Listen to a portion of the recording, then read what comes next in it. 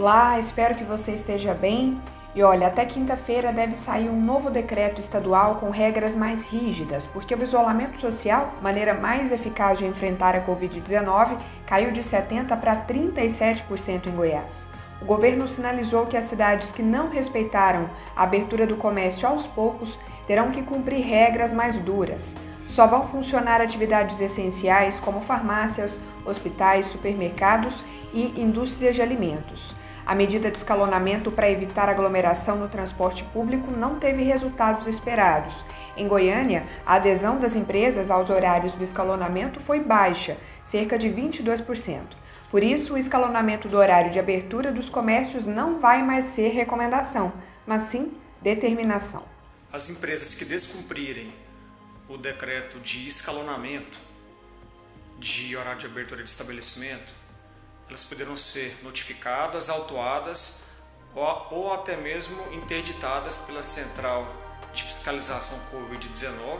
A possibilidade de um lockdown, ou seja, o confinamento das pessoas na cidade, é real.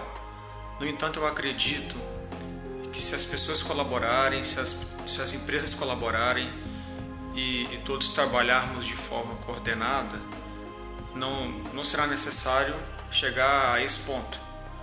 E para isso precisamos nos conscientizar e agir rapidamente para que o contágio não aumente, para que a cidade volte a ter bons níveis de isolamento social. Nessa manhã, questionamos a Prefeitura sobre quando o decreto que faz do escalonamento uma regra vai ser de fato publicado.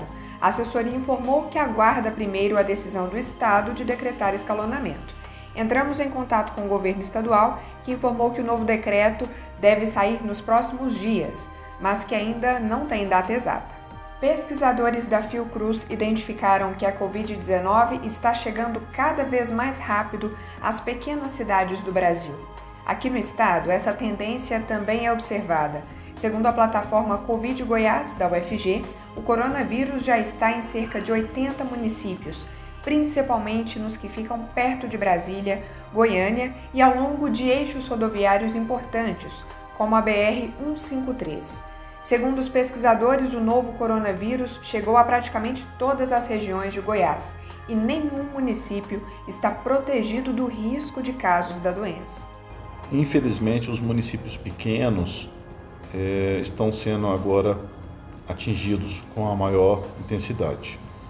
É uma migração do coronavírus para essas cidades, para esses pequenos municípios com 20 mil habitantes, 30 mil habitantes, enfim, municípios que não deveriam apresentar esses casos, mas que agora já apresentam justamente por causa do trânsito de pessoas entre municípios com maior número de casos e esses municípios, normalmente cidades dormitórios, que apresentam, né, essa relação com a capital Goiânia, com a sua região metropolitana ou com a capital Brasília e a sua região do entorno imediato.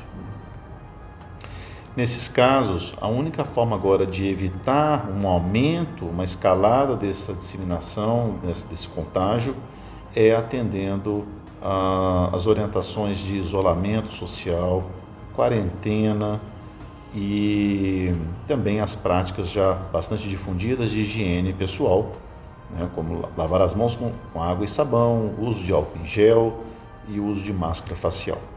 Além de dados de todos os municípios de Goiás, a plataforma também traz dados de cada setor de Goiânia e recentemente passou a detalhar também casos em bairros de Aparecida de Goiânia. E entendemos que esse monitoramento em nível de bairros ele favorece as autoridades de saúde pública na tomada de decisão sobre, por exemplo, como campanhas para isolamento ou quarentena, né, campanhas para evitar aglomerações, uma forma também de verificar por quais motivos determinados bairros passam a liderar o número de casos confirmados com a Covid-19. A plataforma Covid Goiás agrega uma série de mapas que tornam mais fácil o entendimento da disseminação da Covid pelos municípios goianos. como renda, demografia, infraestrutura hospitalar. Criamos um índice de vulnerabilidade à Covid por município. Enfim, uma série de informações que subsidiam a tomada de decisões estratégicas nesse momento de crise. O endereço da plataforma é covidgoias.ufg.br. E o fato da doença chegar ao interior impacta diretamente a população indígena. O Brasil tem 305 etnias, segundo o IBGE, e pelos dados da Secretaria Especial de Saúde Indígena, a epidemia já chegou a cerca de 10% delas. Existem casos confirmados em 34 etnias indígenas, com 308 casos e 77 mortes.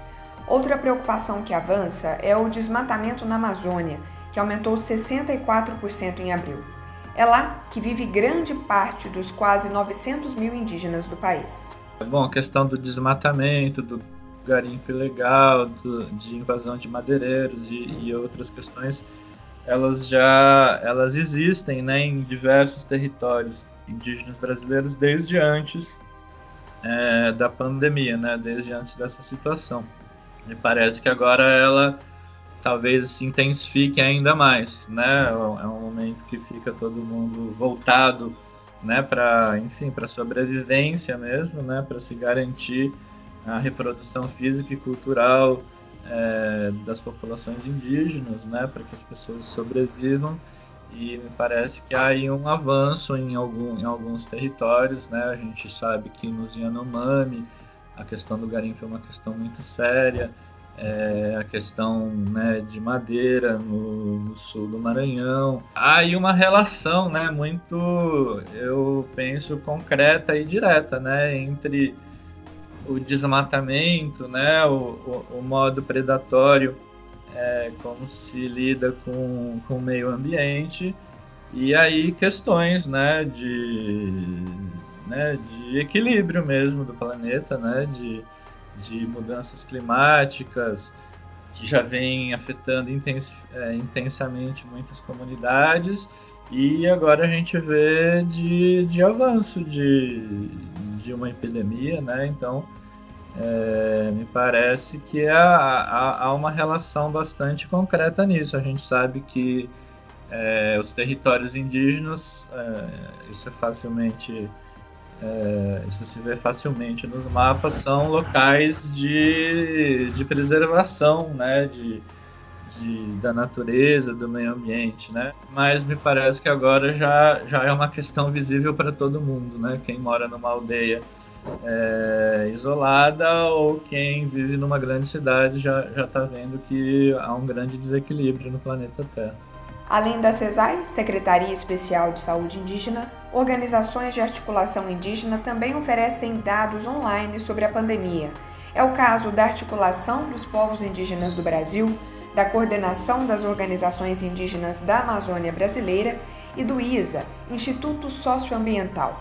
Também existem campanhas de apoio aos povos indígenas que arrecadam doações, como a Nós Cuidamos e a Salve Craú. De uma maneira geral, as populações indígenas, a grande maioria, me parece a totalidade delas, têm se organizado, se mobilizado intensamente para garantir a sua sobrevivência.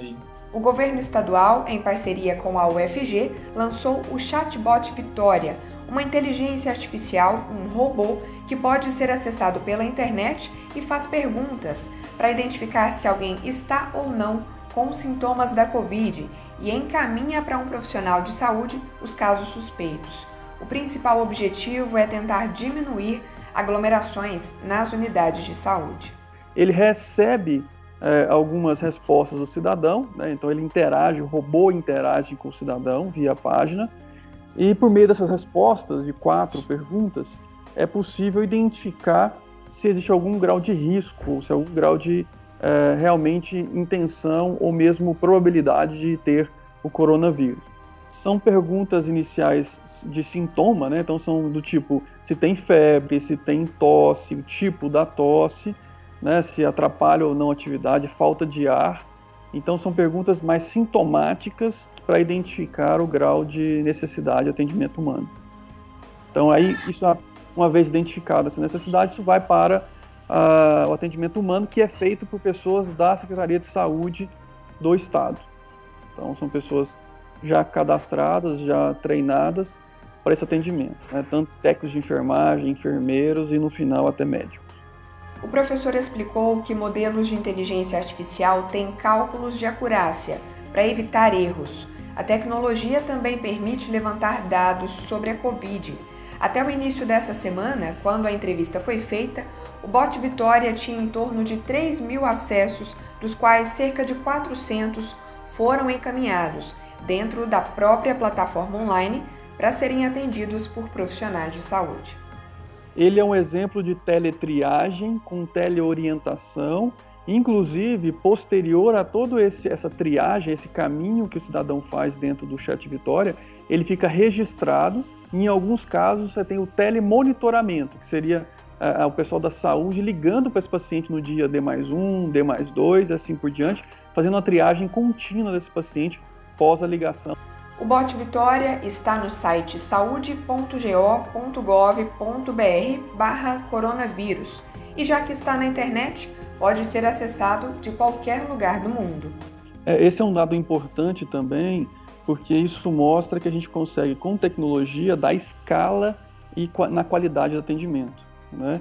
Então, o Chat Vitória não está restrito ao estado de Goiás, na verdade, ele está numa página e, portanto, qualquer pessoa do Brasil e do mundo pode acessar, e as pessoas vão ter esse acesso, se necessário for, até mesmo de um médico, independente da localidade que elas estão.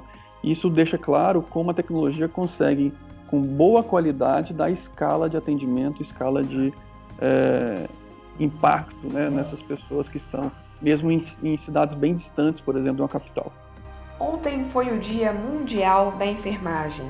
Até essa data, 884 profissionais de saúde tiveram síndrome respiratória aguda grave, segundo dados da pandemia divulgados pelo Ministério da Saúde.